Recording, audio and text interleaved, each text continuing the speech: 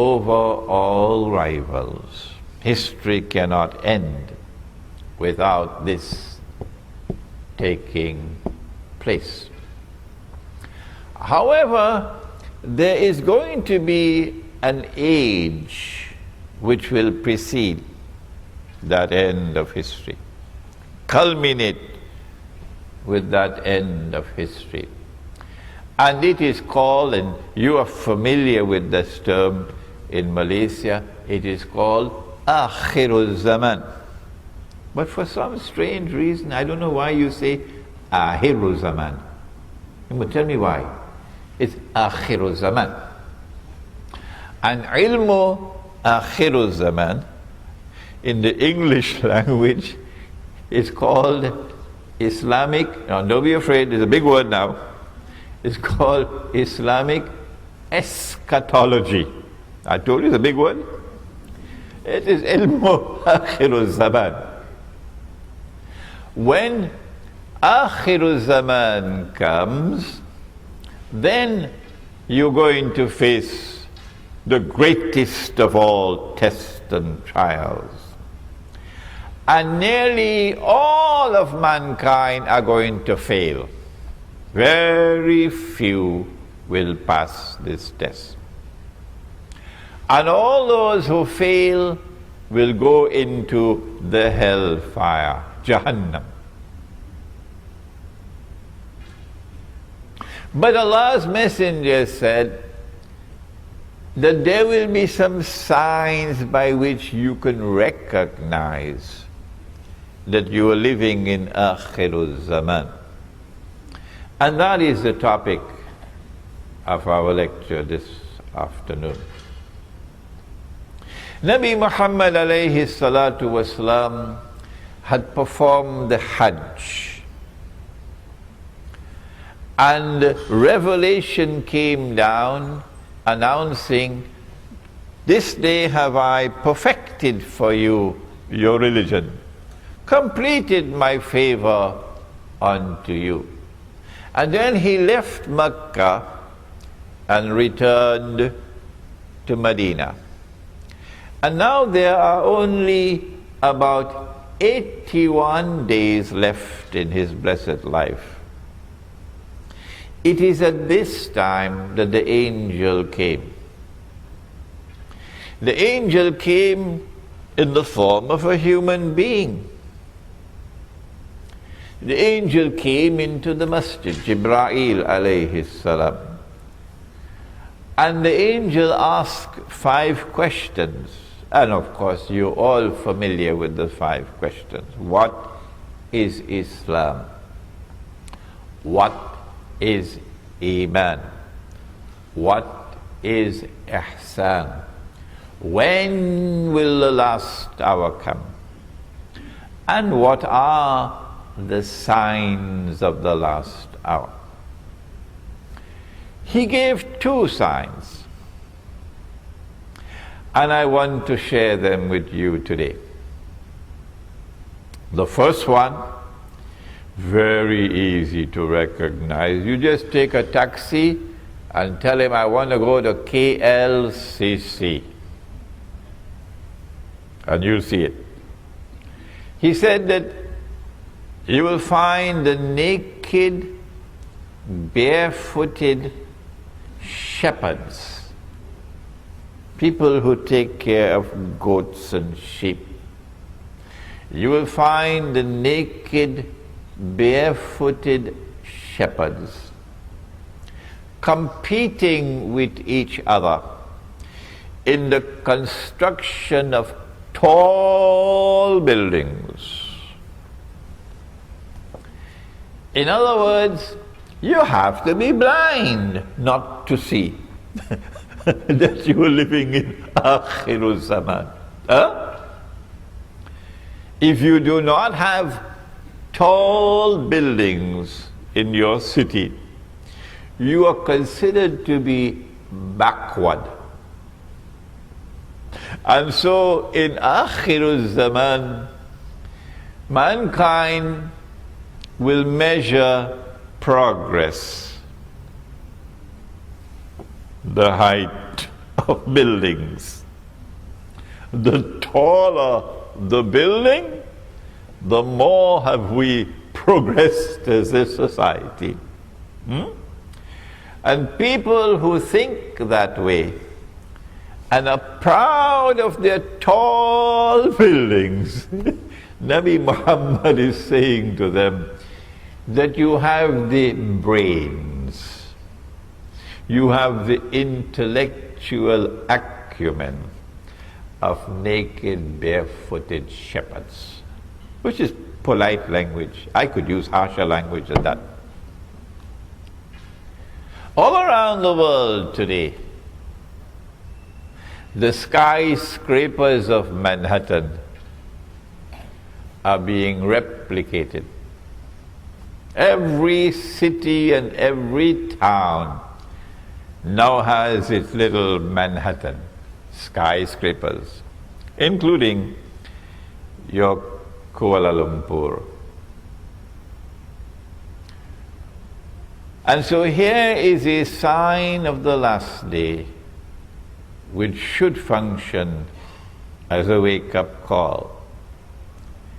But there are those who are so asleep, nothing will wake them up.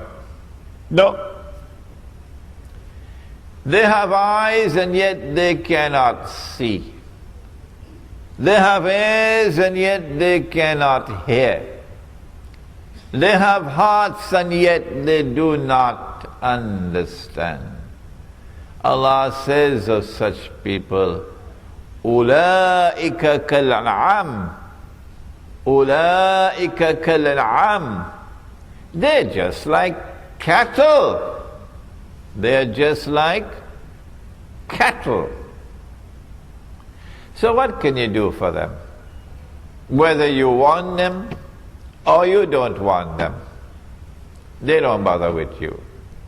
So let us now turn to the other people, who when they see the tall buildings, they will shake. They will shiver. They will say, this is what Nabi Muhammad alayhi salatu wasalam talked about, and I'm seeing it with my eyes. I now live in the most dangerous of all worlds. But he spoke about a second sign as well. He said that a slave woman, so in Akhirul Zaman, there's going to be slavery. We don't have slavery behind us alone. We have slavery in front of us. In Akhirul Zaman, there's going to be slavery. He said a slave woman will give birth to her mistress. We don't have the time today to explain this hadith, but we've done it in one of our previous lectures, and I have a very dear friend now. I must introduce you to my friend. My friend is called YouTube. And this friend of mine broadcasts my lectures, sometimes within hours of my giving the lecture. Right here you see him sitting there. And then in France they can sit down and listen to the lecture. And now in France they're asking for French subtitles. So you will find on YouTube a lecture in which I've explained this subject. An Islamic response to Dajjal's modern Western feminist revolution. But the slavery of which the Prophet spoke, alayhi salatu wasalam, is already here. And it is here because of something called riba. Riba is not only borrowing and lending money on interest. But riba is also every rip-off. And of course, the biggest rip-off to have ever occurred in human history is the one involving bogus, fraudulent, and haram paper money. And the money which is coming now, because paper money is on its way out, the US dollar, when last I heard about it, is in a special part of a hospital called ICU. You heard about ICU? In fact, I believe the US dollar is already dead, but they have a life support machine keeping it alive. And it will only be a matter of time before the US dollar is demonetized, meaning you cannot use the US dollar in the United States for buying and for selling. No, you can use it as wallpaper. And then they will replace the US dollar with some other currency, maybe a coin, which will be worth 5 cents to the dollar. Of course, China is going to be very angry with that, because the Chinese have a whole pile of US dollars. And the Saudis are going to be very angry. They have a whole pile of US dollars. So now you lose 95% of your wealth. But what is replacing paper money now is something even worse. It is money you cannot see. It is money you cannot touch. It is electronic money. And you make this money by simply typing it in and typing it out. So whoever controls the banking system around the world controls the world. We are heading towards a financial Guantanamo. This is slavery, economic slavery. And it has already come to the world, and now the noose is tightening around the neck. Who is doing it? I now want to introduce you to the most important part of this subject. And that's all I can do today, introduce you. You want me to teach the subject? You have to read my books. If you read Jerusalem in the Quran, which I wrote 10 years ago, and this cover design was done right here in Malaysia, this book will introduce you to the subject of Akhirul Zaman. And we also have the book in Bahasa, but we only have about 20 copies today. The companions of the Prophet ﷺ were sitting talking amongst themselves. When he came and he asked, "What are you talking about?" And they said, "We are talking about A'lamatu Sa'ah, the signs of the last day." And then he said, and this hadith is in Sahih Bukhari, it is in Sahih Muslim, he said the last day would not come until, and he mentioned 10 signs. 10 signs. The 10 were not given in the order in which they will occur. We do not know that order. So we're giving you the 10 in a random way. Number 1, Dajjal. Number 2, Ya'juj and Ma'juj, or Gog and Magog.